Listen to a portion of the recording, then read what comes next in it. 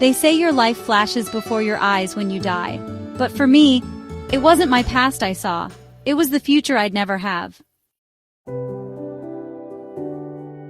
My name was Sharon Marie Tate, actress, wife. And in August 1969, I was 8.5 months pregnant. But I'm not here to talk about Hollywood. I'm here to tell you what happened that night, the night the Manson family came. Roman was away in London, working. We had rented the Cielo Drive house for the summer, peaceful, private, perched above the lights of LA. On the night of August 8, 1969, I wasn't alone. Abigail Folger, heiress to the Folger coffee fortune, Wojciech Frykowski, her boyfriend, Roman's friend from Poland, and Jay Sebring, my ex-fiancé, still one of my dearest friends. It was calm, warm. We talked, listened to records. I remember sitting on the couch, hand on my belly, thinking, soon, he's coming soon. We didn't lock the gate that night. Why would we? What we didn't know was that down the hill, 4 people were approaching, dressed in black, armed, and sent by a man who fancied himself a messiah, Charles Manson. He wasn't with them. He didn't have to be. Tex Watson, Susan Atkins, Patricia Krenwinkel, and Linda Kasabian, the lookout. They crept up the driveway. Linda stayed behind. The others cut the phone line, and then they found Stephen Parent.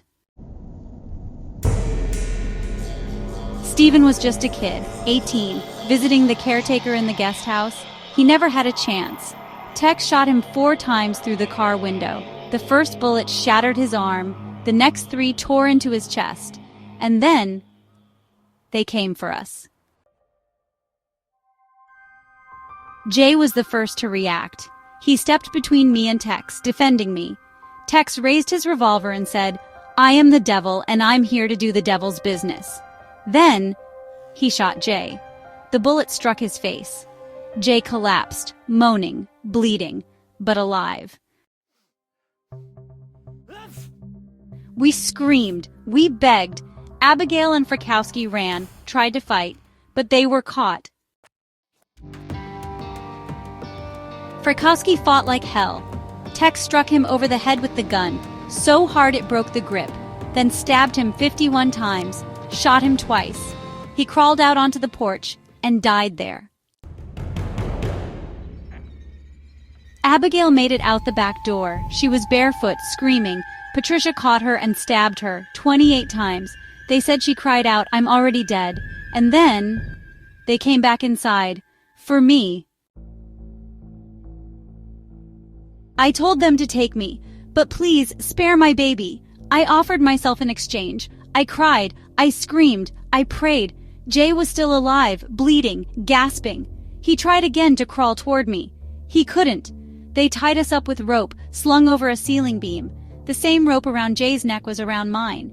And then they stabbed me, over and over and over, 16 times.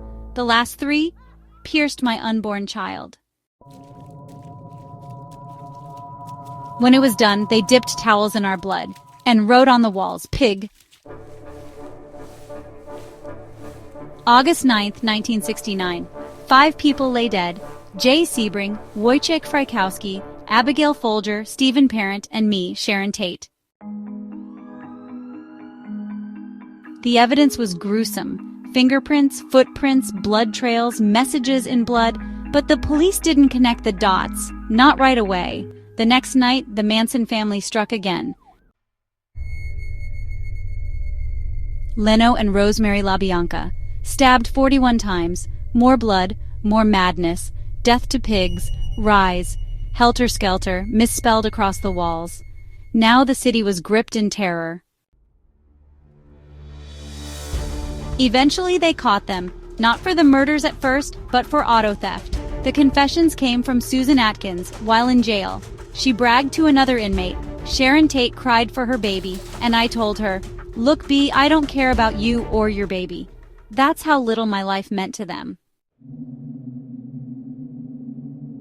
Manson never lifted a knife, never stabbed, never pulled a trigger. But his voice commanded it all. He convinced his followers that a race war, helter-skelter, was coming. That these murders would spark it. They worshipped him, obeyed him. And in court, they giggled, mocked, carved X into their foreheads. Prosecutor Vincent Bugliosi built the case. He used their own words, their own madness. In 1971, Manson, Atkins, Krenwinkel, and Van Houten were convicted of first-degree murder. Tex Watson, too. They were sentenced to death. But in 1972, California abolished the death penalty. The sentences became life in prison. A legacy born in grief. My mother, Doris, she didn't let my story die. She fought for victims' rights, fought to keep the Manson killers behind bars, fought for me, because I couldn't. The house is gone now, torn down, rebuilt, but I remain, in books, in films, in memory, not just as a victim, but as a person, as Sharon. I was 26 years old. I loved life. I was about to be a mother, and that night, evil came to my door, not because of who I was, but because someone else believed the world should burn. Please don't forget me. Don't forget Jay, Abigail, Wojciech, Stephen, or my baby boy. We didn't die for a cause. We died for someone else's madness. And I don't want to be remembered only for how I died, but for how I lived.